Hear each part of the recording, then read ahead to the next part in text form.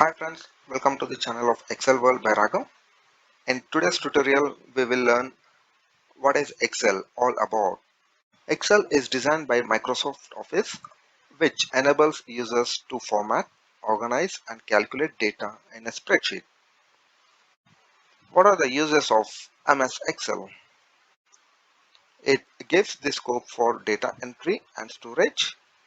You can enter the data either in text or number format, performing calculations. You can perform various types of calculations based on your requirement, data analysis and interpretation. You can analyze and compare your data on daily, weekly or monthly and so on. Reporting and visualizations, which is useful for reporting purpose for taking decisions with various charts available for presentation.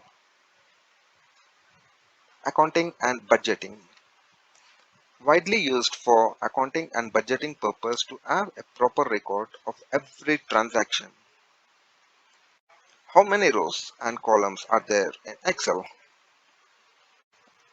There are 10,48,576 rows and 16,384 columns.